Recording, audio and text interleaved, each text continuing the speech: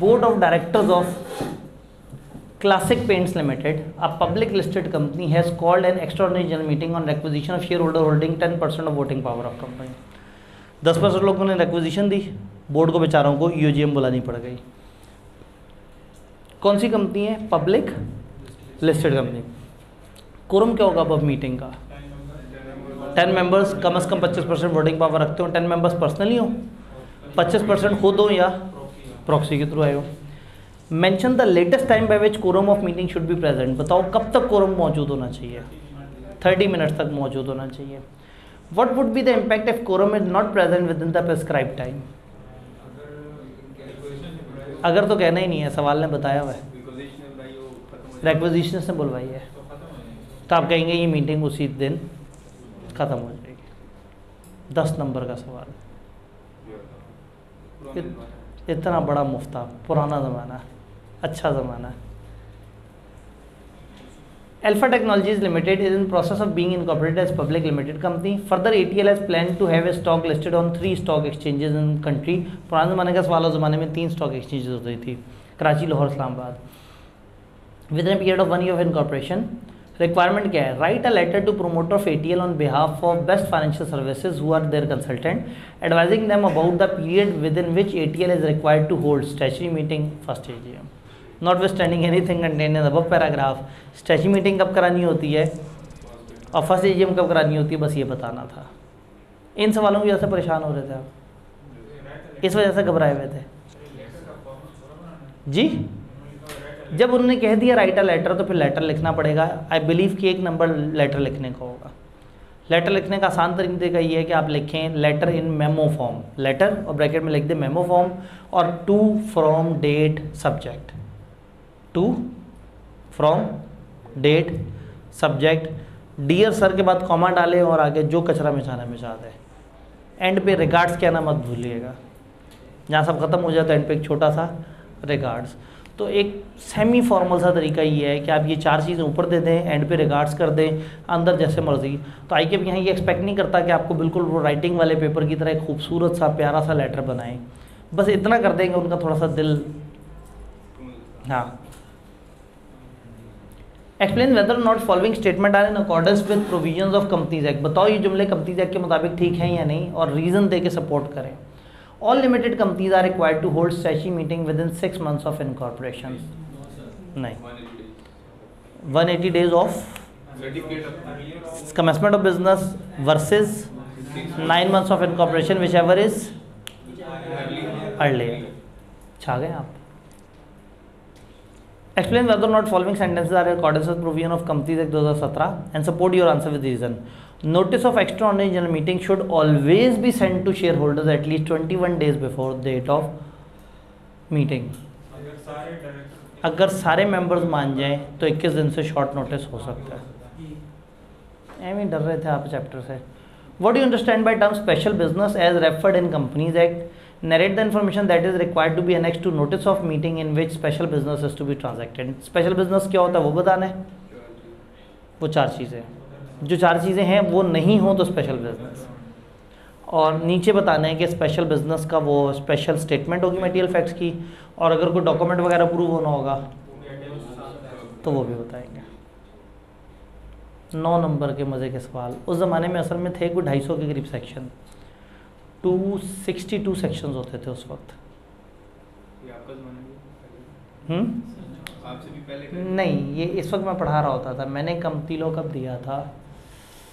मैंने कमती लो दिया था 2005 के ऑटम में।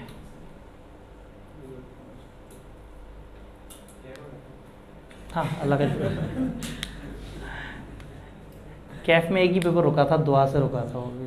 वो भी लंबी कहानी है, किसी न किसी वीडियो में, बल्कि इधर रिज़ल्ट की जो काउंसलिंग हुई थी उसमें भी मैंने वो पूरा किस्सा सुनाया था। तो अगर SBI के वो YouTube पे आपको वो रिज़ल्ट काउंसलिंग सेशन नज़र आए तो उसमें ये सारी बातें डिस्कस हुई हुई हैं। हम अपने मेन मुद्दे से दूर नहीं होते। स्पेशल बिजनेस समझ आया? Discuss the provision contains in companies act relating to maintenance of minutes of general meeting. Minutes के बारे में आप जो जानते हैं बता दें। 8 नंबर का सवाल बता देंगे, अल्लाह खैर करे। शकील साहब के पास सिग्निफिकेंट शेयर होल्डिंग है पब्लिक और प्राइवेट कंपनीज में। He is not satisfied with some of the resolution pass by such companies by show of hand.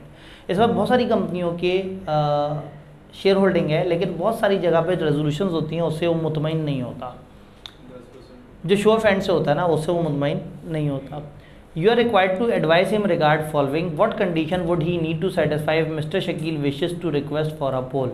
Mister Shakeel अगर पोल डिमांड करना चाहते हैं तो क्या करना होगा मिस्टर शकील को इन कंपनियों में, जिन कंपनियों में शेयर होल्डिंग है 10% और जिनमें शेयर होल्डिंग नहीं है उसमें तो पोल होता ही नहीं। तो मिस्टर शकील को 10% वोटिंग पावर चाहिए होगी अगर वो पोल डिमांड करना चाहते हैं। अब यहाँ पे नंबर्स का क्लैश आता है। पुराने ज़माने में ना सेक्शन कभी होता था और अब वो सेक्शन जो है ना कंपनीज एक्ट 2017 से पीछे का सेक्शन है। उस ज़माने में ऑर्डिनेंस में बहुत सारी बातें लिखी होती थी, तो इसलिए कुछ नंबर आपको ज़्यादा नज़र आएंगे, लेकिन अब थोड़ा सा लिखा हुआ है तो अब हमने थोड़ा सा ही जवाब देना है। Explain whether a company is required to oblige him if wishes to satisfy himself about the validity of result। अगर वो चाहता है कि देखे कि रिजल्ट ठीक है या नहीं पोल का, तो क्या कंपनी उसको वो करेगी एकोमोडेट, वो अपना रिप्रेजेंटेटिव भेज सकता है स्क्रूटनी के लिए। ठीक हो गया। Briefly explain the exception to following provision as specified in companies act. Notice of extraordinary general meeting shall be sent to member at least 21 days before date of meeting and in case listed company shall also be publish in prescribe manner. कोई exception है क्या? सारे मान जाएं तो 21 दिन से कम भी हो सकता है, सारे मेंबर्स अगर मान जाए। जनरल मीटिंग में ordinary as well special business are put up for consideration of member distinguish between ordinary and special. बता देंगे हलवा ही हलवा। State the requirement that company need to satisfy as regard notice of the meeting in case of a special business. ये बात समझ आ गई है कि 2-3 चीज़ें रिपीट बहुत हो रही हैं। स्पेशल बिजनेस उन्हें बहुत पसंद है, उसकी 4 बातें भी पसंद है और नोटिस के साथ क्या एक्स्ट्रा हरकतें होंगी वो भी उन्हें बड़ा पसंद है। पास पेपर करने का एक भी ये बड़ा फ़ायदा होता है। ये बात समझ आई? कुछ लोगों ने घड़ी की तरफ देखा और उन्हें मायूसी हुई कि वो 45 तक नहीं पहुंची थी। इस रफ्तार के साथ तो हमें एक्स्ट्रा टाइम भी नहीं चाहिए होगा। लग रहा है आगे टेक्निकल सेक्शन सवाल आ जाए। Explain the exception to following provision as specified under Companies Act. Every company shall hold AGM within a period of 4 months from close of financial year. Her company close of financial year के 4 महीने में AGM करेगी। कोई exception है तो बताएं।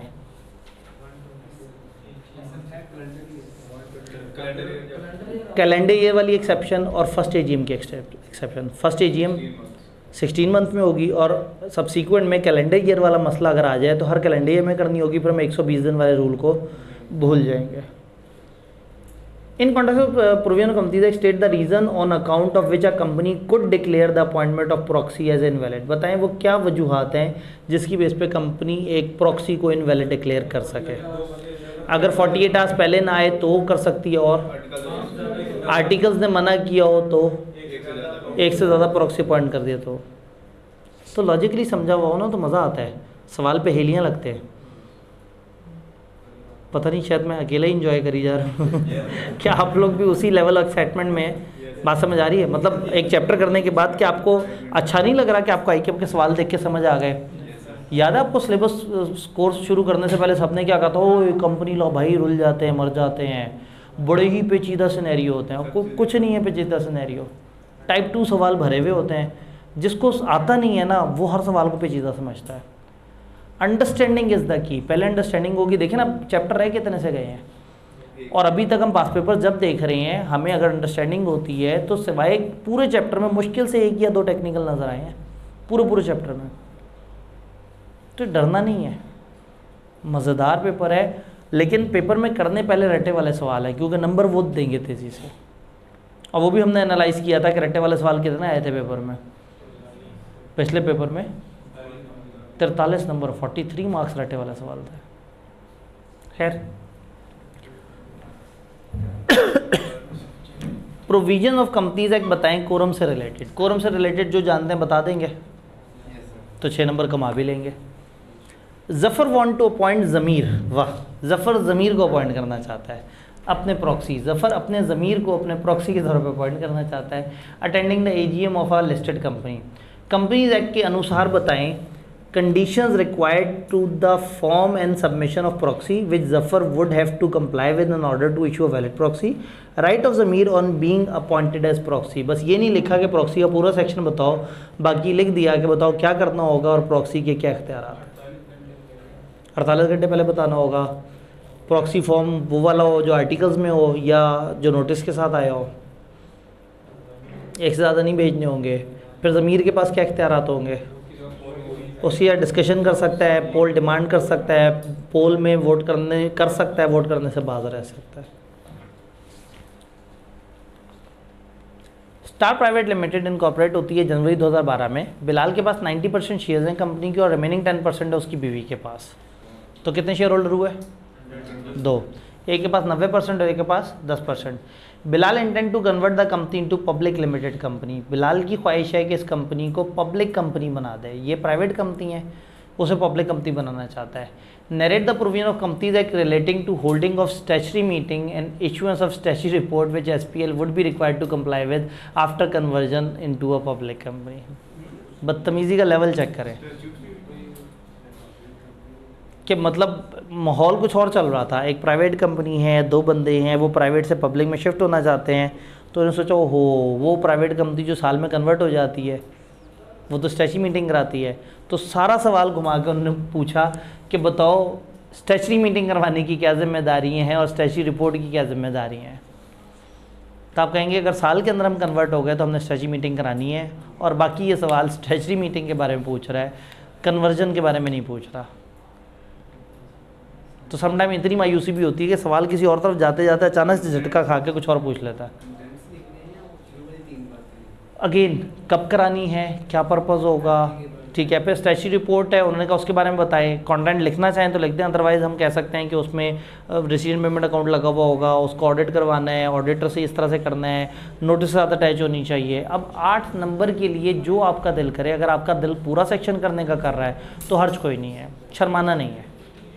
Number लेने हैं ना तो फिर शर्माना नहीं है। Discuss the provision contain in companies act relating to maintenance of minutes. बता देंगे, मिनट का सेक्शन भी उन्होंने 2 दफ़ा पूछ लिया हुआ है। एसएस टेक्नोलॉजीज जो इनकॉर्पोरेट होती है पब्लिक लिमिटेड कंपनी के तौर पे 1 फरवरी 2012 को। कोई जनरल मीटिंग अभी तक नहीं हुई है। कंपनी इनकॉर्पोरेट हुई है 1 फरवरी 2012 को, कोई जनरल मीटिंग नहीं हुई है। कंपनीज एक्ट की प्रोविजन बताएं regarding the holding of general meeting and liability of director if any in this regard. एक पब्लिक लिमिटेड कंपनी है, वो अभी बनी है, बताओ उसने कोई जनरल मीटिंग करानी है? पहली AGM तो 16 मंथ्स में करानी है, उसके अलावा कोई जनरल मीटिंग है? स्टैच्यूटरी मीटिंग भी तो जनरल मीटिंग की किस्म है ना। जनरल मीटिंग होती है मेंबर्स की मीटिंग, तो स्टैच्यूटरी मीटिंग भी करानी है उसने उस वाले टाइमलाइन में। डन। तो दोनों के बारे में हम बताएंगे। अशरफ कंपनी सेक्रेटरी है ABC का, और एनुअल जनरल मीटिंग के लिए जो है वो प्रिपेयर कर रहा है। कुछ मैटर्स उसके सामने आए। 3 जॉइंट होल्डर्स 1 लाख शेयर्स वाले हैं, उन्होंने पूछा है कि वो वोट कैसे कास्ट कर सकते हैं, उनका वोट कैसे काउंट होगा अगर वो सब अलग अलग कैंडिडेट को वोट करना चाहें। 1 लाख शेयर्स 3 बंदों ने कंबाइन लिए हुए हैं, वो कहते हैं अगर हम तीनों अलग अलग बंदों को वोट कर दें तो फिर क्या है? 1 lakh shares joint share holders के पास है। जॉइंट शेयर होल्डर्स कितने मेंबर्स काउंट होते हैं? 1। तो क्या उस 1 मेंबर को हम इजाज़त देंगे? नोटिस ही 1 को जाएगा, सीनियर मेंबर को जिसका नाम लिखा होगा वही आएगा, वही सबके बेहाफ पे वोटिंग कास्ट करेगा। तो हम उनसे कहेंगे खामोश हो जाओ, तुम बहुत ओवर हो रहे हो। DEF hold 50,000 share has appointed one of its ex employees as his proxy. DEF एक कंपनी है जिसके पास 50,000 शेयर हैं, उन्होंने अपने एक एक्स एम्प्लॉई को अपना प्रॉक्सी बना के भेजा है। प्रॉक्सी फॉर्म है sign by company secretary of DEF। कोई गड़बड़ तो नहीं आपको लग रही?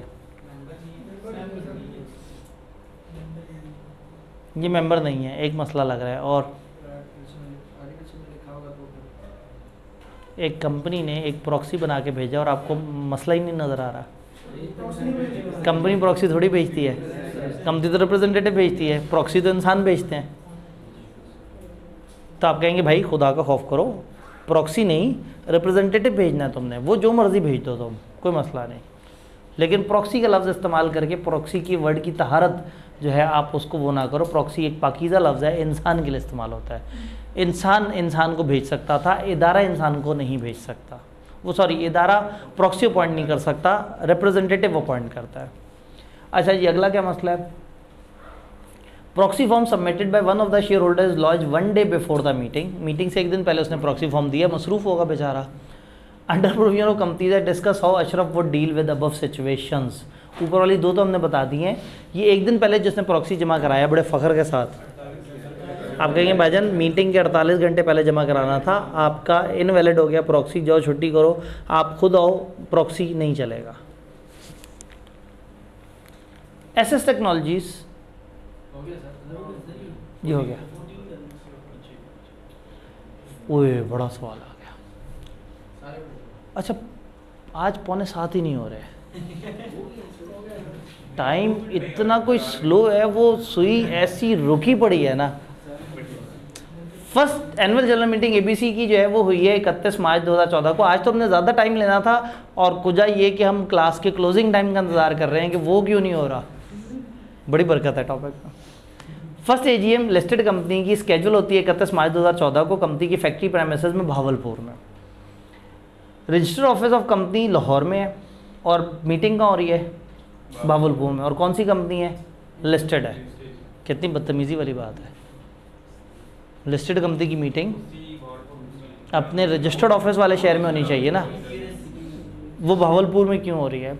In addition to normal business, director also proposed to place before meeting a resolution to approve that quarterly accounts of company be transmitted to member by placing the same on website of company instead of transmitting the accounts by post. उन्होंने कहा हम accounts post के through नहीं भेजेंगे, हम website पे रखेंगे। पुराने ज़माने में ना ये ऑप्शन होती थी कि या आप पोस्ट से भेज दें या वेबसाइट पे रख दें, अब एक ही ऑप्शन है वेबसाइट पे रख दें। तो बहरहाल कंपनी एक रेजोल्यूशन पास करना चाह रही है, एक तो वो भावलपुर में मीटिंग करा रहे हैं, दूसरा वो रेजोल्यूशन पास करना चाह रहे हैं। कंपनीज एक्ट के मुताबिक बताएं, various step ABC limited would be required to undertake in order to convene the first annual general meeting of company. Company की पहली एजीएम करने के हवाले से आप डिफरेंट स्टेप्स बताएं कि क्या होंगे, पहली एजीएम के लिए क्या क्या करना होगा। पहले टाइमलाइन बता दें, फिर नोटिस भेजेंगे 21 दिन का, फिर उसी शहर में करेंगे और वीडियो लिंक जो डिमांड करेंगे उनको फैसिलिटेट करेंगे, नोटिस अखबार में भी देंगे। यानी कि एजीएम के बारे में जो जो जानते हैं फर्स्ट एजीएम करके आपने बता देना है, सिवाय सब्सिक्वेंट एजीएम के आपने एजीएम की सारी बातें लिख देनी है। List the business that need to be transacted in first AGM of ABC limited. ABC limited के फर्स्ट एजीएम में क्या क्या चीज़ें डिस्कस होनी चाहिए। नॉर्मली ऑर्डिनरी बिजनेस जिनका नोटिस में जिक्र होगा वो आप बताइए। नॉर्मली ऑर्डिनरी बिजनेस होते हैं जैसे कि डायरेक्टर का इलेक्शन, अकाउंट्स का अप्रूवल, ऑडिटर की अपॉइंटमेंट, डिविडेंड। नॉर्मली ये एजीएम के एजेंडे होते हैं। डन।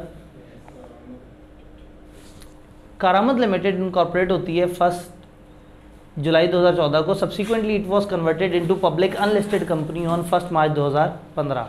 1 जुलाई को पैदा हुई और कब कन्वर्ट हो गई? साल में कन्वर्ट हुई है या नहीं? साल के अंदर कन्वर्ट हो गई है। Under companies act describe whether the company is required to hold statutory meeting. क्या ये स्टैची मीटिंग कराने के पाबंद है? Yes. If yes, identify the time frame within which such a meeting must be convene. 180 days of commencement of business को compare करना होता है इनकॉर्पोरेशन के 9 मंथ्स है। ये तो प्राइवेट थी, कमेंसमेंट का सर्टिफिकेट लिया ही नहीं होगा इसने, फिर तो एक ही टाइमलाइन आ गई। वो क्या है? 9 मंथ्स ऑफ इनकॉर्पोरेशन। 1 जुलाई से 9 महीने काउंट करें।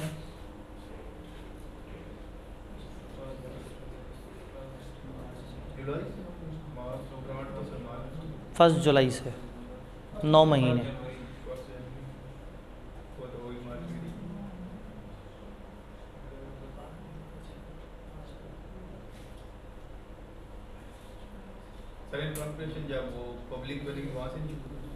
नहीं, असल में इनकॉर्पोरेशन से 9 मंथ्स काउंट होते हैं ना। इनकॉर्पोरेट कब हुई है? 1 जुलाई को।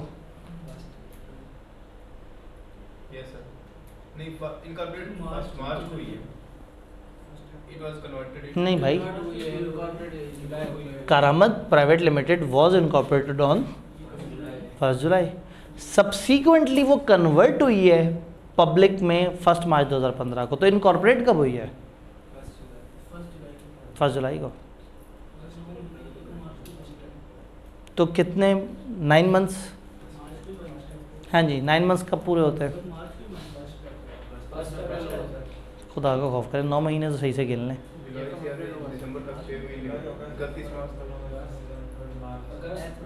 असल में आप जब जुलाई से दिसंबर 6 महीने काउंट करते हैं ना, तो क्या होता है कि आप जनवरी को 7वां महीना काउंट करना शुरू कर देते हैं, हालांकि यकम जनवरी 6ठा महीना है, 6 महीने पूरे हुए, यकम से गिनती शुरू हो रही है ना। जब डेज होते हैं तो हम 30-31 की गिनती गिनते हैं, जब मंथ्स होते हैं हम उसी डेट को बढ़ाते चले जाते हैं। 1 जुलाई थी, 1 अगस्त, सितंबर, अक्टूबर, नवंबर, दिसंबर, जनवरी, फरवरी, मार्च, अप्रैल। 1 अप्रैल पे 9 महीने पूरे होंगे। तो इसका मतलब है इसको कन्वर्ट होने के महीने के अंदर अंदर अब मीटिंग करानी होगी, ठीक है। पुराने ज़माने में रूल होता था कन्वर्जन से मंथ्स काउंट, कन्वर्जन के बाद से फिर 6 महीने काउंट होते थे, जिस ज़माने का ये सवाल है। तो अब इसका जवाब ये बनता है कि 9 मंथ्स ऑफ इनकॉर्पोरेशन आपकी डेडलाइन है, 1 महीना रहता है, मीटिंग करा लें, done. What would have been your decision had the company been converted into listed company on 1 जुलाई 2015? अगर ये कंपनी कन्वर्ट हुई होती 1 जुलाई 2015 को, तो आपका फैसला क्या होता?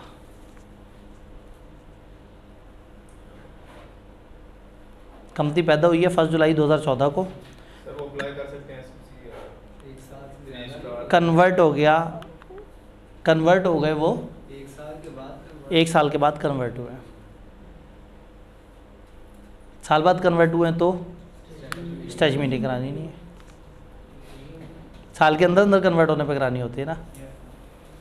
Identify those content of statutory report which are required to be certified by company auditor. Auditor statutory report की कौन कौन सी चीज़ों को सर्टिफाई करेगा? Received payment account, allotment of shares और उसके अगेंस्ट जो पैसे वगैरह आए हुए हैं। State the requirement of law regarding the certification and filing of statutory report. कौन सर्टिफाई करेगा, कौन फाइल करेगा और कितने अरसे में फाइल करेंगे? चीफ एग्जीक्यूटिव एक डायरेक्टर साइन करेगा, लिस्टेड हुआ तो CFO भी साइन करेगा, और फिर आपने ये रजिस्ट्रार को फाइल कर देनी है।